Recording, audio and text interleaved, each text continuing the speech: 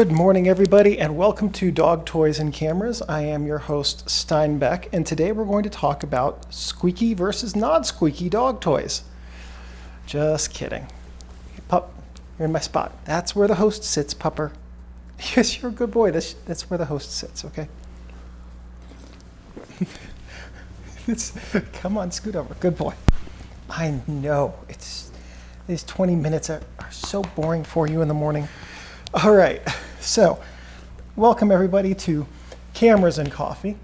And today we're going to be finishing the three-part series that we started off on Monday about how the coronavirus pandemic has the potential to affect the camera industry. So Monday we talked about how this thing could affect photographers, and specifically working photographers. Pupper, really, this coffee is a little bit too warm today. Please don't knock it over. And that was Tuesday, rather. On Wednesday, we talked about how it might affect retail. Today, let's talk about how it affects the first part of the process, going from design to distribution. This is a huge portion of the market. We're not going to talk about every detail and every facet today. We'll kind of go through some of the major points. So, at the beginning of a life cycle for any product is a design. In general, it begins with a concept design and then it's refined until you have a finished design that is ready for construction or production. Then that portion of the product development is not likely to be hugely affected by this. Today, most design work can be done from anywhere. It is helpful in any corporate setting to have a team sitting in the same space working together. That builds trust, it builds an understanding of who has which strengths and who has which weaknesses and how the different team members complement each other. Having worked for the last, how long? Since 2009, with a team that was at one point in 9 countries and on 4 continents, spanning 21 time zones, and being in the very fortunate position to get to work with almost that entire team for a large chunk of that time.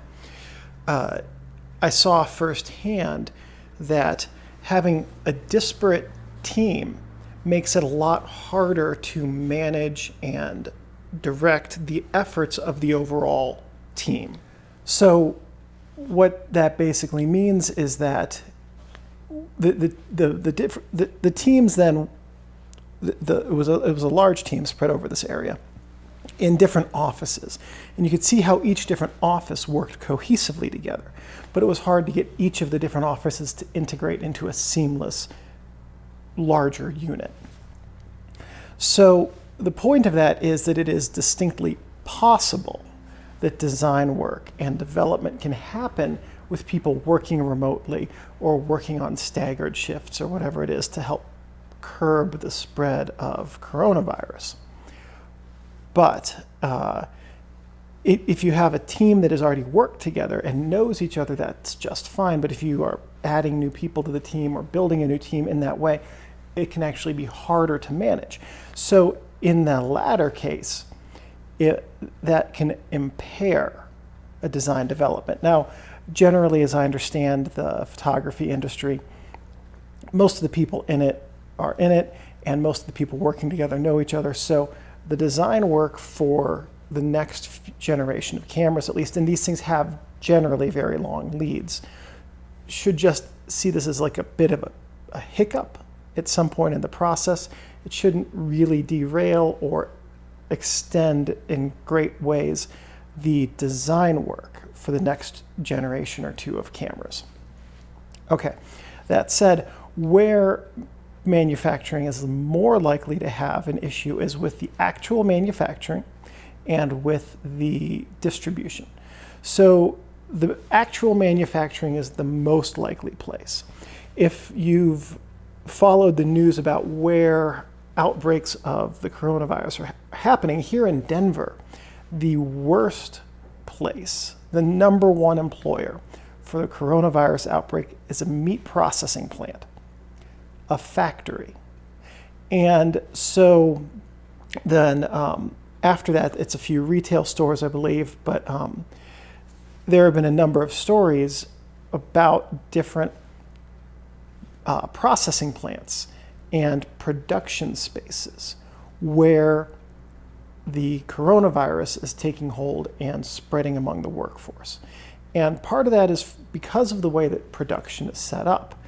When you have a number of people working in a space closely together, then it's easier, especially for hours on end, without being able to take a break. And people for whom, if they don't show up for work, they don't get paid. If they don't get paid, they don't pay the rent, because frankly, a lot of people working on production lines live paycheck to paycheck. It is work or live in your car. And that is the reality, right or wrong, of the way that our society is structured. So that means that manufacturing facilities are predisposed to having a higher possibility of transmission among the workforce. Also, those are the members of the workforce who are likely to be most vulnerable if they catch this disease. And so, having actually known one of my brothers caught coronavirus and has thankfully recovered, one of my now former colleagues' fathers died of coronavirus. So having had some of that experience in my sphere and having heard about what it was like, this is not something you want to get, and it's something you definitely, that we as a society want to stem the movement of. So at any rate, so the production could definitely be slowed. And that is a bigger issue. Design work, if that continues, can keep things coming down the pike. But if production slows, that means cash flow slows, profits slow. Most companies are not Apple. They don't have billions of dollars of cash on hand. Like Ford also has billions of dollars of cash. Most companies aren't in that position. They have cash reserves to get them through an issue, a major issue that lasts a short time, or a minor issue that lasts a long time, but not a major issue that lasts a long time. So that cash loss can have a destabilizing effect for companies. Every corporation should know how much money they can lose in a 1 or 2 year span before going out of business. Most of them don't. If you are watching this and you are ever going to interview for a job being a senior vice president or a CEO, a very good interview question to ask is, how much money can this company lose without going out of business? Because that gives you a good idea of how stable the company is and how well it can weather issues that arise in the marketplace. Most of the camera companies are publicly owned, but that said, I don't own stock in any of them, so I don't read their annual reports. I don't know which one is the biggest, but if I recall correctly, Nikon is the one that's struggling the most as a camera division, whereas I think Canon is struggling the least. If I'm incorrect about that, somebody who is more in tune with the public filings of those companies will comment in the comments section. So at any rate, the larger threat to this end of the industry is a prolonged disruption in cash flow and profits for these companies. Will any of them go out of business because of this? I doubt it. We're talking about major companies that have a large asset base. Will a camera division be shed if it's no longer profitable? We've been talking about, the industry has been talking about that for years because of the general downturn in DSLR sales versus the increase in smartphone and mirrorless sales. Then it's a little bit off track, but the other big thing is the shipping. Honestly, the real issue with shipping has to do with the general reduction in commercial travel. When shipping is done via, let's say, post office, this is more for retail, but when it's done via post office, that's bought on, the post office uses commercial airlines. FedEx, UPS, they have their own fleets, and then a lot of freight is shipped via cargo container. It's this last one, the cargo container, that is what's most pertinent for the production end of this, because the majority of bulk equipment is shipped in cargo containers over the ocean. So if cargo container ships are traveling less often, which they are, there will be less movement of goods from where they're produced in Thailand and China to the markets in Europe and the US and other places. That is another thing that also has the potential to affect cash flow and profits for a producer.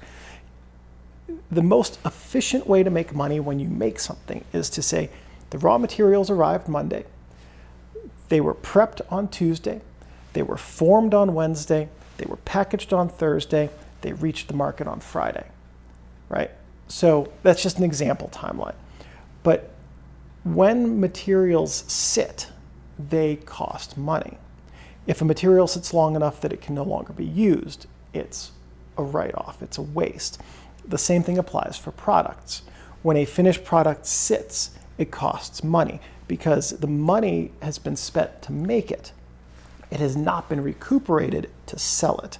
And cost of money over time means that it is always more expensive in the future for that to recoup money that you spent today.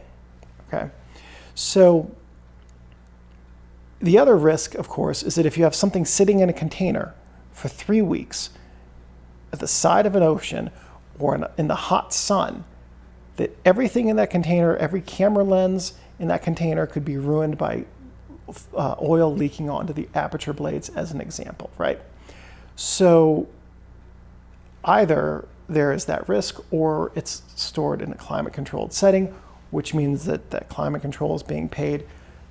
The longer something sits, the more expensive it gets, the less profit it makes, the more likely it is to turn into a loss-making product than a profit-making product. That's realistically the bigger issue for camera makers, is getting products to market quickly enough to sell them. And of course, also there's a whole science of production lines being more profitable when they are operating at high capacity than low capacity, things like that. There are dozens and dozens and dozens of moving parts in this, which are beyond the scope of this video, but have different factors in how a camera company will be able to weather the pandemic for however long it lasts.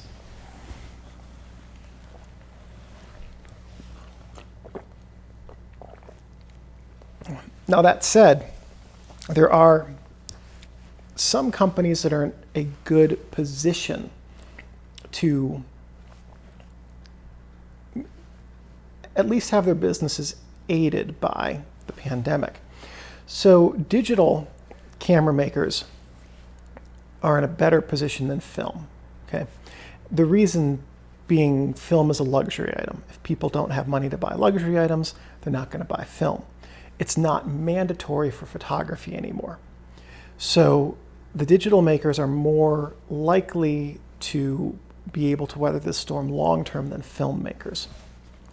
The other thing is the companies that make digital sensors, small ones, especially for webcams, are going to be in a good position. I don't own a webcam. If I had to, at some point I'm going to have a remote job interview. I don't even know how to get that set up, quite frankly, because I haven't used a webcam in 25 years. And so I'm going to have to buy one. Well, there's a lot of people out there like that who will need to buy webcams, or the companies that are making the webcams that go on your laptop or your computer monitor, things like that. Those types of companies, as that piece of equipment becomes more important to the way we live our lives, even in the short to midterm, we'll have to sell those and they'll be in a position to make money from it.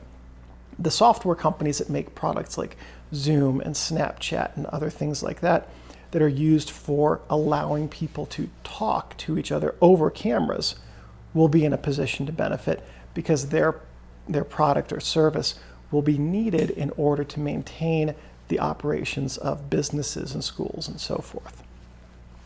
So those are companies that are in a position to benefit from this. And if this pandemic changes the way that we interact as a society, removing a lot of the in-person interactions, then we are likely to see that sector of the camera hardware market being benefited long-term by those societal changes.